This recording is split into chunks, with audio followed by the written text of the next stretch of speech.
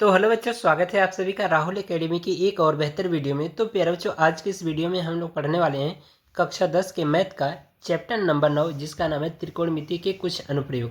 तो प्यारे बच्चों, ये जो चैप्टर है बोर्ड एग्जाम की दृष्टि से काफ़ी ज़्यादा महत्वपूर्ण है। हर साल इससे जो क्वेश्चन पूछा जाता है प्यारे बच्चों, वो बड़े नंबर में पूछा जाता है।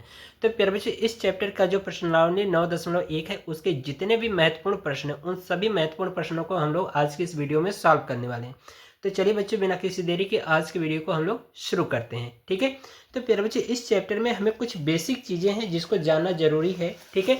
यहाँ पर देखिए लिखा गया है उन्नयन कोण। ठीक है। यहाँ पर भी देखिए लिखा गया है। तो उन्नयन कोण क्या है? तो मान लेते हैं प्यारे बच्चों कि ये हमारा क्या है, एक मीनार है और यहाँ पर कोई एक व्यक्ति खड़ा है और यहाँ से क्या कर रहा है, इस मीनार की चोटी को देख रहा है। तो इस मीनार की चोटी द्वारा इस व्यक्ति की आंख पर जो कोण बनाता है वो हमारा क्या होता है, उन्नयन कोण। उन्नयन मतलब प्यारे बच्चों क्या होता है, ऊपर नयन। यानी कि अगर हम किसी वस्तु को देख रहे हैं तो अपनी आंखों को क्या करेंगे, ऊपर की ओर करेंगे। ठीक है। तो उस वस्तु के द्वारा जो हमारी आंख पर जो कोण बनेगा बच्चों, वो हमारा क्या होता है, उन्नयन कोण होता है। ठीक है। एक ये चीज आपको समझ में आ रहा है। और ये हम यहाँ से देख रहे हैं तो ये हमारी क्या होगी, दृष्टि रेखा होगी। ठीक है। तो यदि इनको मिलाया जाए तो प्यारे बच्चों इस तरह से क्या होता है, एक त्रिभुज का निर्माण होता है, जहां पर ये क्या बना रहा है, 90 अंश का कोण बना रहा है। ठीक है। ये प्यारे बच्चों, अगर कोई भी वस्तु चाहे मीनार का है, चाहे भवन का है, चाहे पेड़ का है या खंभा का है, तो ये इसका जो सबसे ऊपरी वाला भाग होता है प्यारे बच्चों, इसको चोटी भी कहा जाता है प्रश्न में। और इसका जो ये निचला वाला भाग होता है, इसको पादबिंदु भी कहा जाता है। ठीक है। तो ये आपको ध्यान रखना है। ठीक है। अब एक चीज और आपको यहाँ पर समझ लेना होगा। ठीक है। यहाँ पर अवनमन कोण। तो अवनमन कोण का मतलब क्या होता है, इसको समझ लो। जैसे प्यारे बच्चों, कोई एक वस्तु पृथ्वी पर पड़ी है, यानी कि भूमि की सतह पर पड़ी है और हम किसी ऊंचाई पर हैं। ठीक है। तो ऊंचाई से उस वस्तु को जो जमीन पर पड़ी उसको यदि प्यारे बच्चों हम देखें तो हम अपनी दृष्टि यानी अपनी आंख को नीचे झुका कर देखेंगे। ठीक है। अवनमन मतलब क्या होता है, नीचे की ओर अपनी आंखों को झुका करके देखना। तो ये हमारी क्या होगी, दृष्टि रेखा होगी जो कि इस वस्तु को देख रही है। तो इस वस्तु द्वारा जो यहाँ पर हमारी आंख पर जो कोण बनेगा वो हमारा क्या होता है, अवनमन कोण बनता है। ठीक है। तो प्यारे बच्चों, यदि हम क्या करें, इसको आभासी लाइन द्वारा खींच करके एक क्षैतिज स्तर बनाए तो यहाँ पर जितना कोण होगा उतना ही ये कोण होगा। ठीक है। बात समझ में आ रही?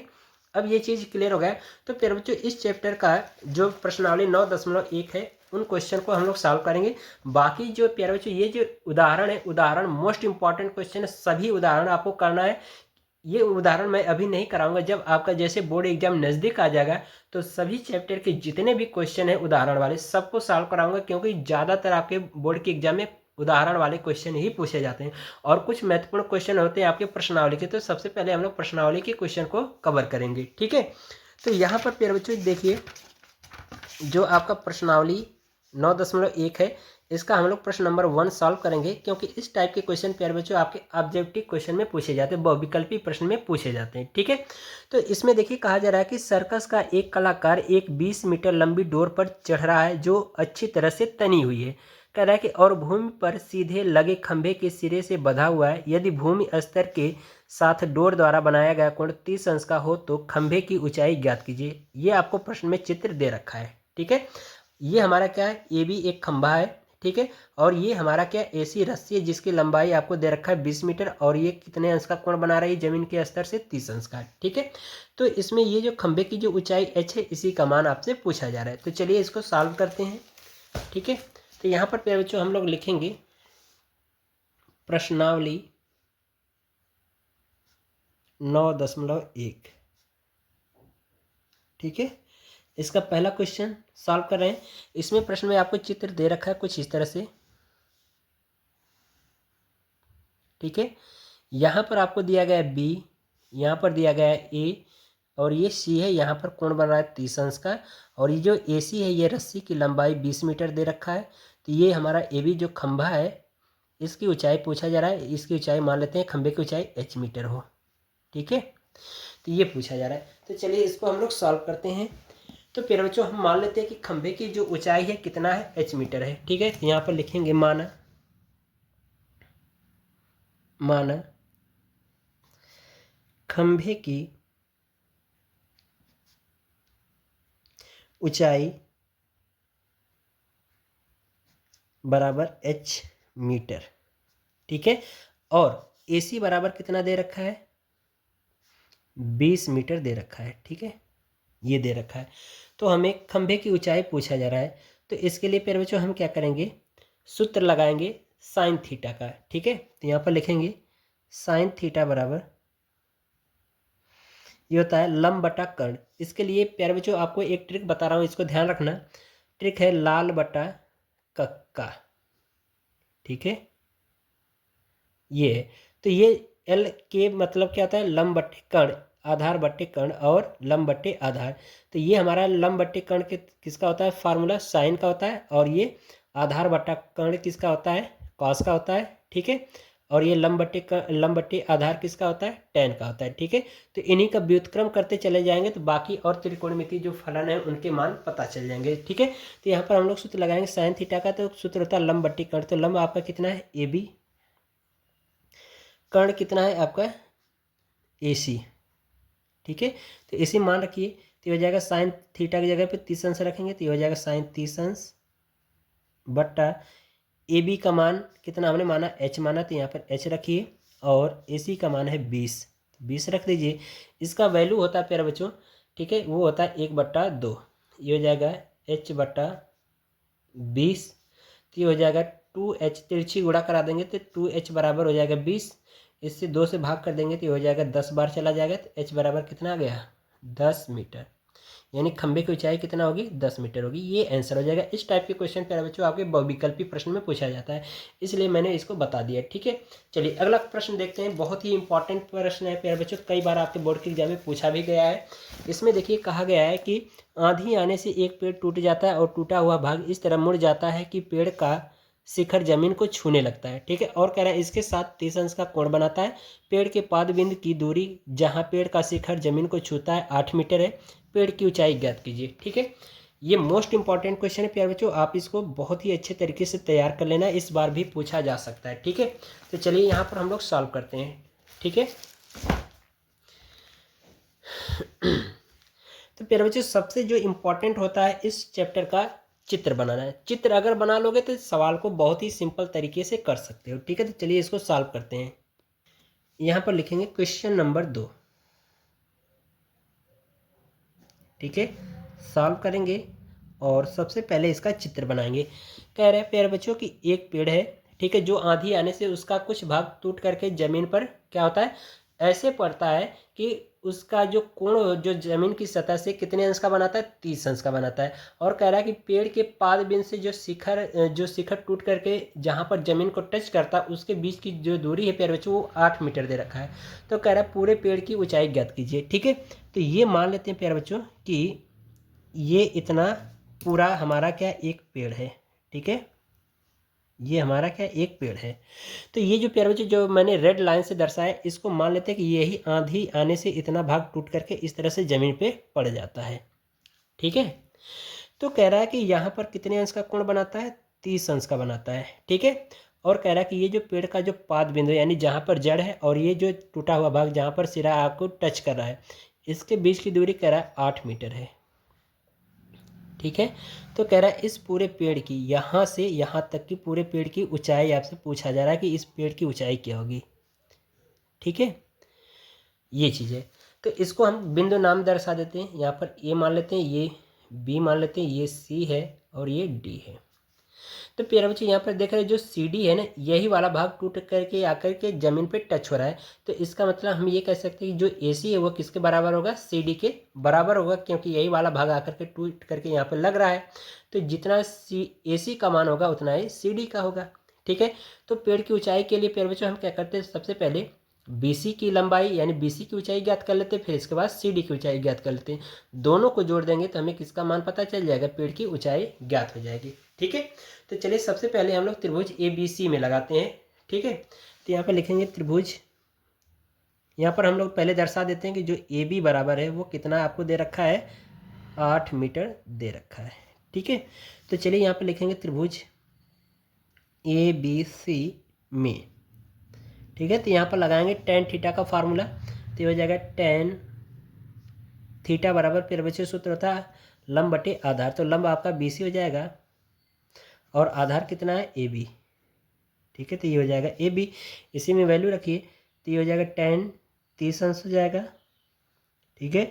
BC का मान आपको पता नहीं है तो ऐसे ही रहने दीजिए, ये हो जाएगा BC बट्टा AB का मान कितना है 8 दिया है तो 8 रख दीजिए।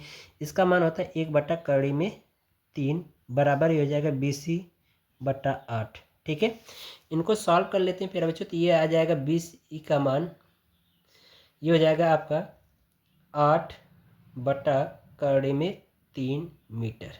इसको मान लो समीकरण 1। अब प्यारे बच्चों हम क्या करते हैं कि इसी त्रिभुज में अब दोबारा कॉस का फार्मूला लगाते हैं। ठीक है, तो यहाँ पर कॉस का फार्मूला लगाएंगे तो ये हो जाएगा, यहाँ पे लिखेंगे पुनः त्रिभुज ABC में। ठीक है, अब हमें किसका मान निकालना है, इस CD का। तो CD का मान ज्ञात करने के लिए प्यारे बच्चों हमें किसका मान पता होना चाहिए, AC का, क्योंकि जो AC का मान होगा वह CD के बराबर हो सकता है।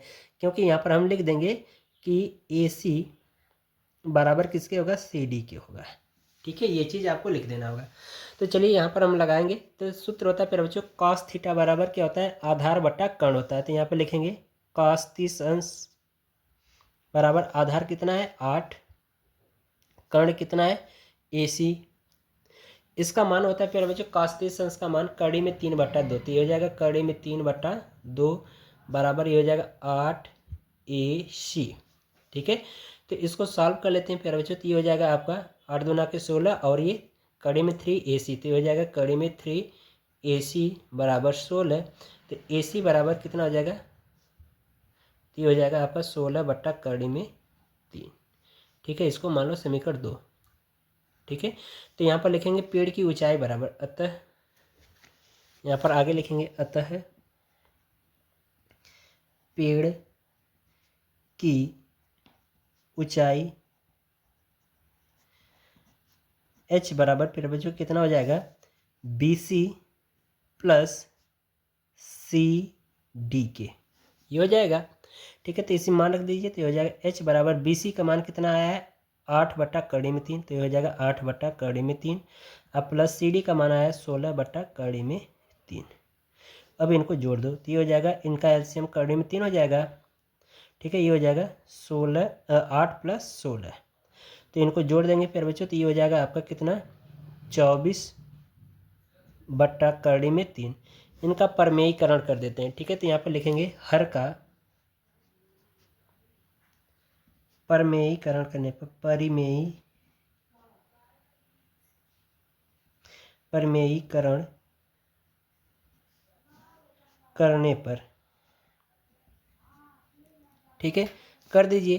तो अंश और हर में क्या करेंगे, कड़ी में 3 का गुणा और कड़ी में 3 का भाग कर देंगे। तो ये हो जाएगा आपका H बराबर 24 बट्टा कड़ी में 3 गुणे कड़ी में 3 बट्टा कड़ी में 3। ठीक है, इनका गुणा करा दीजिए। तो ये हो जाएगा आपका H बराबर 24 कड़ी में 3 बट्टा इनका गुणा हो जाएगा तो 3 हो जाएगा। ठीक है, अब क्या करिए इसका भाग कर दीजिए। तो ये हो जाएगा 3 8 24। तो ये हो जाएगा H बराबर कितना आ जाएगा फिर बच्चों फाइनल, ये हो जाएगा 8 कड़ी में 3 मीटर। ये आंसर हो जाएगा। तो पेड़ की ऊंचाई कितने हम मिल गई हमें 8 कड़ी में 3 मीटर, यही पेड़ की ऊंचाई होगी। ठीक है, चलिए अब हम लोग अगला क्वेश्चन देखते हैं। तो बच्चों यहाँ पर अब देखिए प्रश्न नंबर 3। ठीक है, तो प्रश्न नंबर 3 कुछ खास नहीं, ये ज़्यादा आपके बोर्ड के एग्जाम में पूछा नहीं जाता है। ठीक है, तो इसको अगर करना हो आप स्वयं कर लेना। ठीक है, बाकी ये जो चौथा और पांचवा जो क्वेश्चन है प्यारे बच्चों, ये बिल्कुल प्रश्न नंबर पहले वाले की तरह है। बस प्रश्न नंबर पहले वाले में इसमें आपको चित्र बना के दे दिया है, इसमें दिया नहीं है, आपको पढ़ करके बना लेना है। बिल्कुल इसी तरह से लगेगा पहले वाले की तरह से। ठीक है, कोई चेंजिंग नहीं होगा। बस उसमें हमने साइन थीटा का फार्मूला लगाया था, इसमें आपको क्या लगा देना है टेन थीटा का लगा देना है। ठीक है, क्वेश्चन बहुत ही सिंपल तरीके से हो जाएगा। ये दोनों क्वेश्चन आपके बोर्ड के एग्जाम में पूछे जा सकते हैं ऑब्जेक्टिव टाइप में। ठीक है, चलिए हम लोग प्रश्न नंबर 6वें को सॉल्व करेंगे। ये मोस्ट इंपॉर्टेंट है प्यारे बच्चों, ये आपके बोर्ड के एग्जाम में बड़े नंबर में पूछा जाता है। ठीक है, तो इसको देखिए कह रहा है कि 1.5 मीटर लंबा एक लड़का 30 मीटर ऊंचे भवन से कुछ दूरी पर खड़ा है। कह रहा है कि जब वह ऊंचे भवन की ओर जाता है तब उसकी आंख से भवन के शिखर का उन्नयन कोण 30 से 60 हो जाता है। तो बताइए कि वह भवन की ओर कितनी दूरी तक चलकर गया। ठीक है, चलिए इसको हम लोग सॉल्व करते हैं। ठीक है, इसका सबसे पहले प्यारे बच्चों हम लोग क्या करेंगे चित्र बनाएंगे। ठीक है, तो यहाँ पर हम लोग लिखेंगे प्रश्न नंबर 6।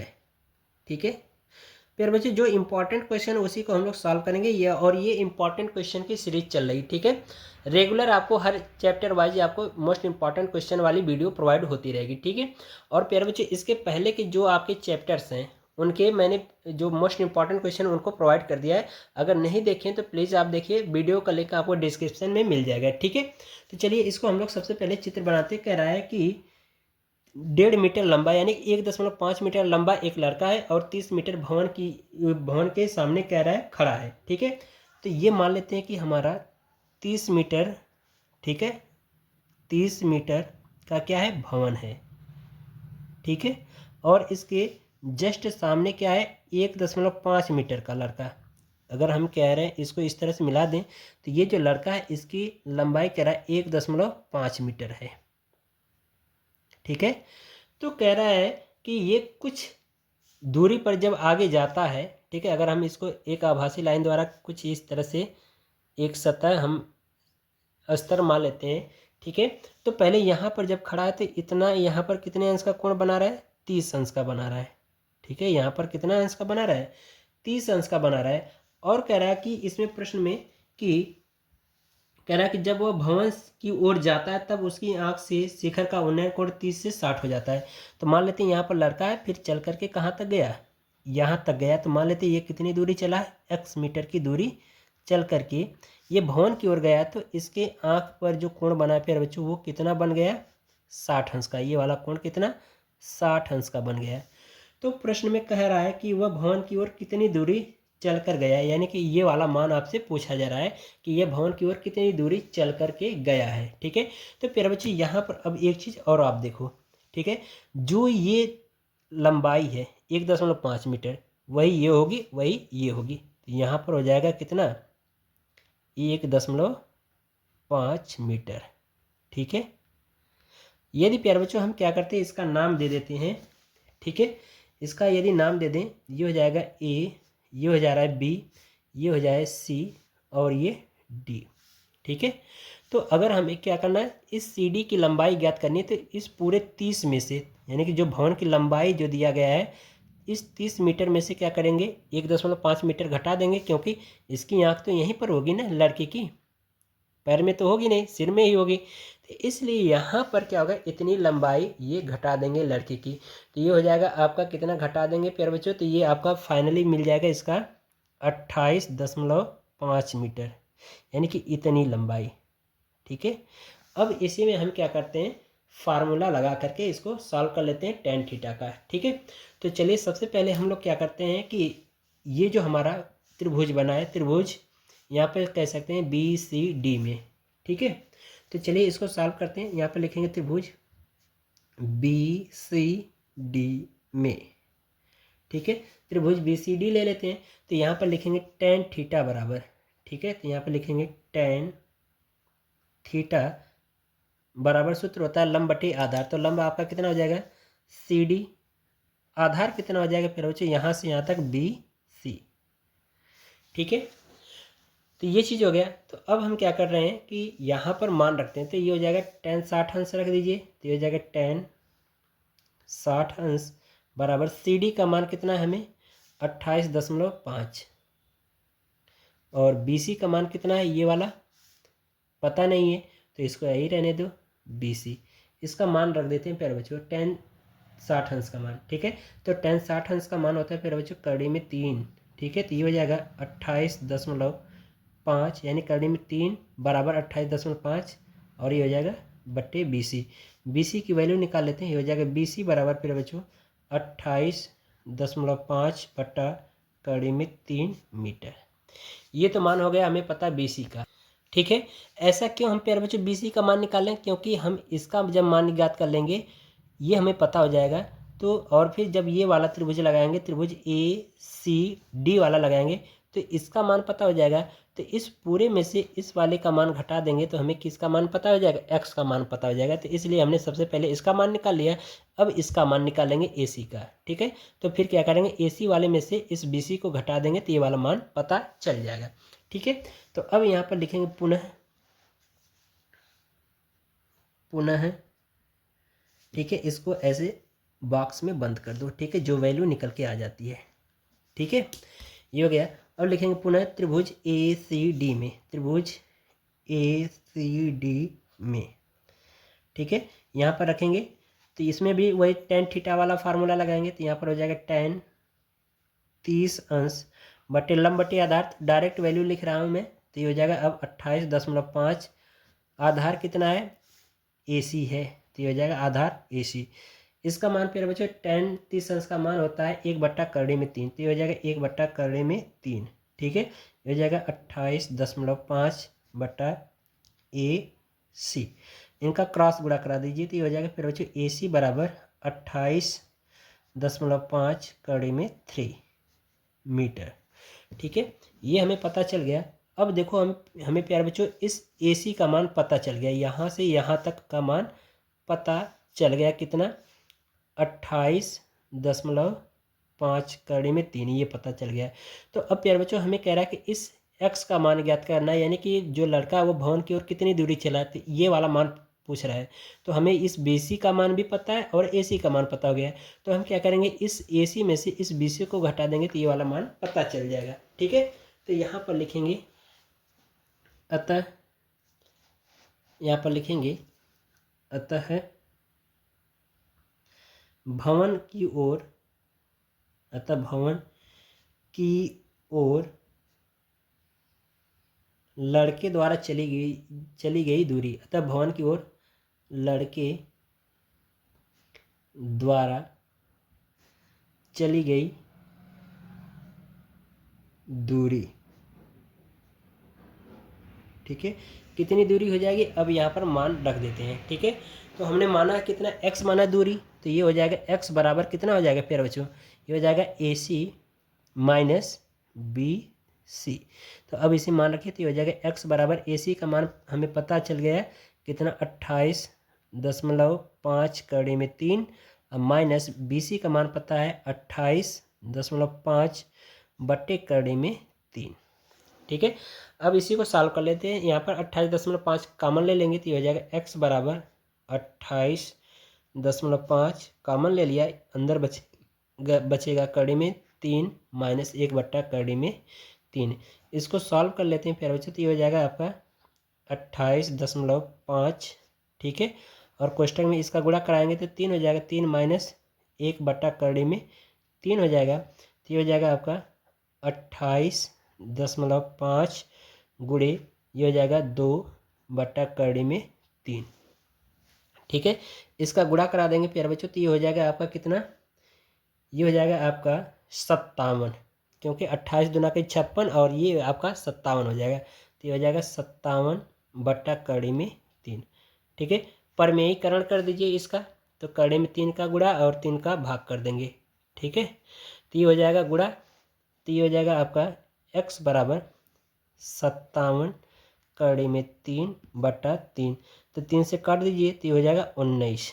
ठीक है, तो आपका फाइनल आंसर मिल जाएगा x बराबर 19/3 मीटर, यानी कि भवन की ओर लड़के द्वारा चली गई दूरी कितना होगा, 19/3 मीटर। ठीक है, बहुत ही इंपॉर्टेंट क्वेश्चन था प्यारे बच्चों, इसको तैयार कर लेना। ठीक है, चलिए अगला क्वेश्चन देखते हैं हम लोग। तो बच्चों अब हम लोग प्रश्न नंबर 7 को सॉल्व करेंगे, जो कि ये मोस्ट इंपॉर्टेंट क्वेश्चन है, आपके बोर्ड के एग्जाम में पूछा जा सकता है। इसमें कहा गया कि भूमि के एक बिंदु से 20 मीटर ऊंचे भवन के शिखर पर लगी एक संचार मीनार के तल और शिखर के उन्नयन कोण क्रमशः 45 और 60 अंश हैं, तो मीनार की ऊंचाई ज्ञात कीजिए। ठीक है, चलिए इसका हम लोग सबसे पहले चित्र बनाते हैं। ठीक है, तो प्यारे बच्चों कह रहा है कि एक भवन है, उस भवन पर कह रहा है कि एक संचार मीनार लगा है। तो सबसे पहले हम लोग भवन बनाते हैं, तो भवन ये हमारा हो जा रहा है और इसकी जो ऊंचाई दे रखा है कह रहा है कि 20 मीटर है, यहाँ पर लिख देंगे भवन। ठीक है, और कह रहा है कि इसी के शिखर पर कह रहा है कि एक संचार मीनार लगा है, तो इतना वाला भाग हमने संचार मीनार दर्शा दिया, तो यहाँ पर लिख देंगे संचार मीनार।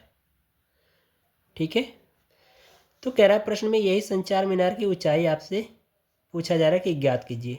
ठीक है, मान लेते हैं संचार मीनार की ऊंचाई कितनी है, h है। ठीक है, ये हो गया। और प्यारे बच्चों कह रहा है कि ये हमारा कोई एक धरातल है, क्योंकि जो मीनार होगी वो धरातल पर ही बनी होगी, पृथ्वी पर ही बनी होगी। तो कह रहा है कि यहाँ पर प्रश्न में कि भवन के शिखर पर लगी एक संचार मीनार के तल, संचार मीनार के तल और शिखर के उन्नयन कोण क्रमशः 45 और 60 अंश, यानी कि मीनार का ये वाला जो तल है ये कितने अंश का कोण बना रहा है, यहाँ पर 45 अंश का बना रहा है। फिर शिखर से बना रहा है, यहाँ से बना रहा है कितने अंश का, 60 अंश का बना रहा है। ठीक है, तो ये वाला पूरा कोण प्यारे बच्चों कितना होगा, 60 अंश होगा। तो कह रहा है कि इस संचार मीनार की ऊंचाई कितनी होगी। ठीक है, तो चलिए इसको सॉल्व करते हैं। तो यहाँ पर लिखेंगे प्रश्न नंबर 7। ठीक है, तो यहाँ पर लिखेंगे माना मीनार की ऊंचाई, माना मीनार की ऊंचाई बराबर कितना, h मीटर। ठीक है, और भवन की ऊंचाई दे रखा है, भवन की ऊंचाई कितना है आपको दे रखा है, 20 मीटर। ठीक है, ये आपसे प्रश्न में कहा गया है। इसका बिंदु दर्शा देते हैं, मान लेते हैं ये A बिंदु हो, ये B हो, और ये C, और ये पूरा D हो। तो हमें प्यारे बच्चों इस संचार मीनार की ऊंचाई ज्ञात करनी है। तो सबसे पहले हमें आधार पता होना चाहिए, क्योंकि ये आधार नहीं दिया है। तो हम क्या करते हैं, पहले त्रिभुज लगाएंगे, त्रिभुज ABC में। ठीक है, तो यहाँ पे लिखेंगे त्रिभुज ABC में। ठीक है, आधार क्यों ज्ञात कर रहे हैं प्यारे बच्चों, जब आधार ज्ञात होगा तभी हमें ये वाला मान ज्ञात होगा। ठीक है, तो सबसे पहले हम लोग क्या करेंगे, इस त्रिभुज में लगाएंगे tan थीटा। तो ये हो जाएगा प्यारे बच्चों tan 45 अंश, और सूत्र होता है लंब बटे आधार। तो लंब कितना है आपका BC है, और आधार कितना है AB। तो ये हो जाएगा आपका AB। इसमें मान रखिए tan 45 अंश का मान होता है 1, BC का मान है आपको कितना दिया गया है 20, और AB का मान नहीं पता, तो ये हो जाएगा AB। तो इसका गुणा करा दीजिए, तो ये हो जाएगा AB बराबर प्यारे बच्चों कितना, 20 मीटर। ठीक है, ये हो गया। अब हम ये बड़ा वाला त्रिभुज लगाते हैं, त्रिभुज ABD में। ठीक है, सीधे यहाँ त्रिभुज ABD में। तो यहाँ पर लिखेंगे पुनः त्रिभुज ABD में। इसमें भी प्यारे बच्चों वही tan थीटा वाला फार्मूला लगाएंगे, पर यहाँ पर जो लंब होगा कितना, ये हम कह सकते हैं BD, यानी कि इसको हम कह सकते हैं BC प्लस CD। ठीक है, तो यहाँ पर लिखेंगे tan 60 अंश, क्योंकि ये 60 अंश बना रहा है यहाँ से यहाँ तक। तो हो जाएगा tan 60 अंश लंब बटे आधार। तो लंब कितना हो जाएगा BD बटे आधार कितना है AB। ठीक है प्यारे बच्चों, हम BD को कुछ इस तरह से भी लिख सकते हैं, यहाँ पर लिख सकते हैं BC प्लस CD बटा AB। ठीक है, अब इसे मान रख दीजिए, तो ये हो जाएगा tan 60 अंश बराबर ये हो जाएगा। ठीक है, तो चलिए इसको यहाँ पर भी इसका मान रखिए। तो बच्चों यहाँ पर हम लोग tan 60 अंश का मान रखेंगे, कड़ी में 3 होता है। ठीक है, ये यहाँ पर 1 बट्टा कड़ी में 3 नहीं होगा, बल्कि ये 1 बट्टा कड़ी में 3 जो होता है tan 30 अंश का मान होता है। ठीक है, तो ये हो जाएगा कड़ी में 3 बराबर BC का मान रखिए, BC का मान कितना है यहाँ पर 20 हो जाएगा। अब प्लस CD का मान हमने H माना तो H रख दीजिए, बट्टे AB का मान हमने कि यहाँ पर कितना निकाला है 20, तो यहाँ पर हो जाएगा 20। ठीक है, अब इसी को सॉल्व कर देते हैं। ठीक है, तो ये हो जाएगा फिर बच्चों कितना 20 प्लस H बराबर, इसका हमने इधर गुणा करा दिया है, तो ये हो जाएगा आपका 20 कड़ी में 3। 20 को 75 करके इधर लाइए, तो ये हो जाएगा आपका H बराबर 20 कड़ी में 3 माइनस 20 कॉमन ले लीजिए, तो ये हो जाएगा आपका 20 कॉमन ले लेंगे तो हो जाएगा कड़ी में 3 माइनस 1। ठीक है, ये H बराबर आ गया। अब हम क्या करते हैं, इसका परमेयीकरण कर देते हैं। ठीक है, बात समझ में आ रही, इसका परमेयीकरण कर देंगे प्यारे बच्चों, तो कितना आ जाएगा, या फिर रहने दीजिए परमेयीकरण ना करिए, यही हमारा फाइनल आंसर हो जाएगा। ठीक है, ये हमारा आंसर मिल गया, यानी कि मीनार संचार की जो ऊंचाई होगी कितना 20 कड़ी में 3 माइनस 1। ठीक है, चलिए अगला क्वेश्चन सॉल्व करते हैं। अगला प्रश्न देखिए बच्चों, यहाँ पर 8वें में कहा जा रहा है मोस्ट इंपॉर्टेंट क्वेश्चन, ये आपके बोर्ड के एग्जाम में पूछा गया क्वेश्चन है। ठीक है, इसमें कहा जा रहा है कि एक पेडेस्टल के शिखर पर 1.6 मीटर ऊंची मूर्ति लगी है। भूमि के एक बिंदु से मूर्ति के शिखर का उन्नयन कोण 60 अंश है, और उसी बिंदु से पेडेस्टल के शिखर का उन्नयन कोण 45 अंश है तो पेडेस्टल की ऊंचाई ज्ञात कीजिए। ठीक है, तो चलिए इसका हम लोग चित्र बनाते हैं। तो यहाँ पर सॉल्व करेंगे प्यारे बच्चों प्रश्न नंबर 8। ठीक है, तो यहाँ पर 8वां क्वेश्चन होगा और इसका चित्र देखिए। चित्र में कहा गया प्यारे बच्चों, कह रहा है कि 1.5 मीटर ऊंची मूर्ति है। ठीक है, और कोई एक पेडेस्टल पर लगाया गया है। तो मान लेते हैं सबसे पहले पेडेस्टल की जो ऊंचाई है वो कितना है, h है। यहाँ पर लिख देंगे पेडेस्टल। ठीक है, इसकी ऊंचाई कितना है, मान लेते हैं h। ठीक है, और इसके शिखर पर कह रहा है 1.5 मीटर की ऊंची एक मूर्ति लगाई गई है। तो इसके शिखर पर कितना, 1.5 मीटर, 1.5 नहीं 6 मीटर है, 1.6 मीटर की ऊंची मूर्ति लगाई गई है। ठीक है, तो इसका कह रहा है कि ये धरातल पर ही होगा। तो कह रहा है कि इसके शिखर का जो उन्नयन कोण है वो कितना है, 60 अंश है। और इसके कह रहा है कि जो पाद बिंदु है, ठीक है, यहाँ से कह रहा है कि अगला प्रश्न देखिए प्यारे बच्चों, क्वेश्चन नंबर 8 बहुत ही इंपॉर्टेंट क्वेश्चन है। इसमें कह रहा है कि एक पेडेस्टल के शिखर पर 1.6 मीटर ऊंची मूर्ति लगी है। कह रहा है कि भूमि के एक बिंदु से मूर्ति के शिखर का उन्नयन कोण 60 अंश है और उसी बिंदु से पेडेस्टल के शिखर का उन्नयन कोण कितना, 45 अंश है।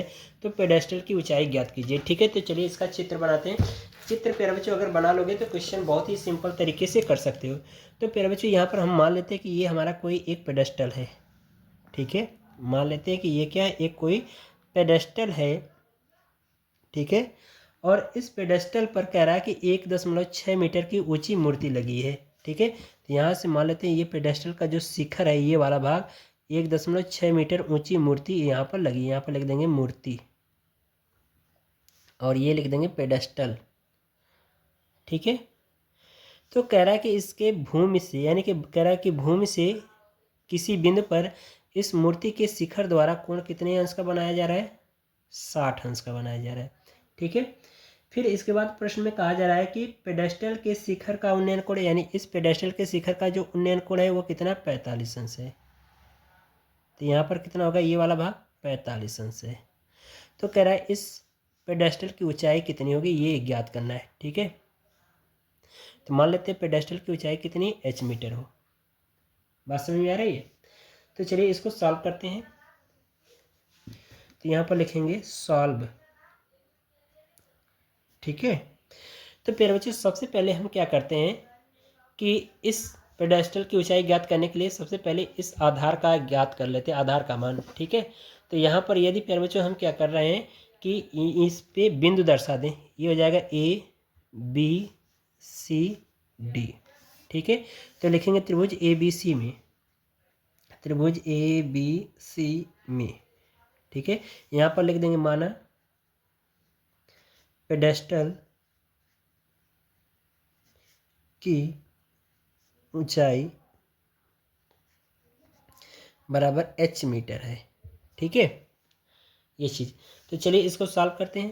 तो यहाँ पर लगाएंगे tan थीटा वाला फार्मूला। तो यहाँ पर हो जाएगा tan 45 अंश और tan थीटा बराबर क्या होता है, लंब बटे आधार। तो लंब आपका क्या है, BC, आधार क्या है, AB। तो ये हो जाएगा AB।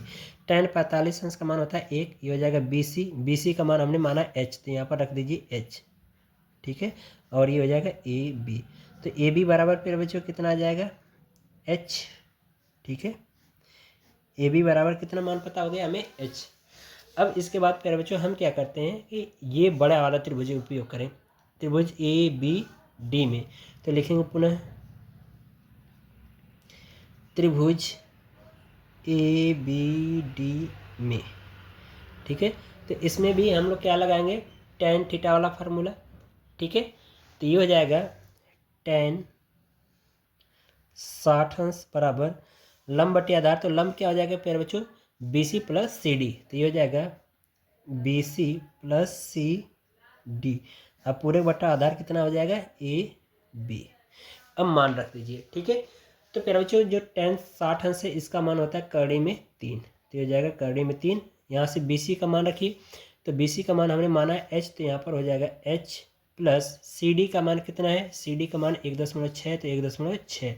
अब बट्टा AB का मान प्यारे बच्चों हमने मान रखा है कितना है, ये AB का मान ज्ञात किया है कितना, h। ठीक है, तो यहाँ पर रख दीजिए h, ठीक है, क्योंकि हमने यहाँ पर ज्ञात कर लिया ए बी बराबर h। तो अब इसको सॉल्व कर लेते थे, इसका इधर गुणा करा दे, इसका बटा 1 मान सकते थे, तिरछा गुणा करा दीजिए, तो हो जाएगा 3 कड़ी में 3h बराबर ये हो जाएगा h प्लस 1.6। ठीक है, हम क्या करते हैं, इसको पक्षांतर करके इधर लाते हैं। ठीक है, तो ये हो जाएगा कड़ी में 3h माइनस h बराबर 1.6। ठीक है, यहाँ से h कॉमन ले लेते हैं, तो ये हो जाएगा h बराबर कड़ी में 3 माइनस 1 बराबर 1.6, और इसका भाग करा दें तो ये हो जाएगा h बराबर 1.6 बट्टा कड़ी में 3 माइनस 1। ठीक है, अब ये हर का क्या करते हैं, परमेयीकरण कर दें। ठीक है, तो लिख देंगे हर का परमेयीकरण करने पर, तो यहाँ पर लिखेंगे हर का परिमेयीकरण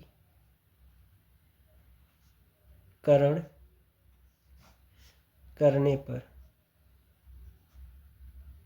ठीक है, हर का परमेयीकरण कर दीजिए बच्चों, तो ये हो जाएगा, ये जो यहाँ पर प्यारे बच्चों जो चिन्ह दिया गया था इसका विपरीत ले, अगर ये माइनस लेंगे यहाँ पर दिया है तो प्लस रख करके हम क्या करेंगे, अंश और हर में इतने का गुणा और भाग करा देंगे। ठीक है, तो ये हो जाएगा h बराबर, सबसे पहले ये जो दिया गया है इसको नोट कर लो, 1.6 बट्टा कड़ी में 3 माइनस 1, ये हो गया। अब परमेयीकरण करना है तो इसी का विपरीत चिन्ह लेकर के अंश और हर में गुणा करा देंगे, तो हो जाएगा कड़ी में 3 माइनस है तो प्लस कर देंगे और इसी का भाग भी कर देंगे। ठीक है, ये हो गया। अब गुणा करा दीजिए, तो ये हो जाएगा आपका h बराबर 1.6 और कोष्टक में कड़ी में 3 प्लस 1, और ये हो गया प्यारे बच्चों a का वर्ग माइनस b के वर्ग का रूप पर। ठीक है, तो इसका वर्ग कर देंगे तो 3 हो जाएगा और 1 का वर्ग हो जाएगा 1। ठीक है, क्योंकि a का वर्ग माइनस b का वर्ग का फार्मूला क्या होता है, कड़ी में a प्लस बी और दूसरे कड़ी में यानी दूसरे क्वेश्चन में क्या होता है a माइनस बी। ठीक है, यहाँ पर फार्मूला लिख दे रहा हूँ मैं। ठीक है, अगर नहीं याद है आपको तो ये हो जाएगा a का वर्ग माइनस b का वर्ग बराबर फार्मूला होता है। ठीक है, पहले क्वेश्चन में a प्लस बी और दूसरे क्वेश्चन में a माइनस बी, उसी के फॉर्मेट में देखो ये दिख रहा है, तो हम इस तरह से लिख सकते हैं। तो कड़ी में 3 का वर्ग माइनस कड़ी में a का वर्ग, तो कड़ी में 3 का वर्ग कर देंगे 3 और 1 का वर्ग कर देंगे 1 आ जाएगा। ठीक है, तो अब इसको क्या करें, सॉल्व कर लीजिए, तो हो जाएगा h बराबर 1.6 कोष्टक में कड़ी में 3 प्लस 1 और ये हो जाएगा आपका 2, भाग कर दीजिए तो ये हो जाएगा 0.8, तो ये हो जाएगा h बराबर कितना 0.8 कोष्टक में कड़ी में 3 प्लस 1 मीटर, ये हो जाएगा आपका आंसर। ठीक है, तो इस तरह से फिर बच्चों जो आज की वीडियो है वो कंप्लीट करते हैं, क्योंकि वीडियो काफ़ी ज़्यादा लंबी हो गई। बाकी जो शेष क्वेश्चन है वो मैं आपको अगले पार्ट में सॉल्व करा दूंगा। ठीक है, तो प्यारे बच्चों वीडियो को पूरा देखिएगा। वीडियो यदि आपको पसंद आएगी तो वीडियो को लाइक करिए और चैनल को जरूर से सब्सक्राइब करिए। मिलते हैं आपसे अगली वीडियो में, तब तक के लिए गुड बाय, थैंक यू, जय हिंद बच्चों।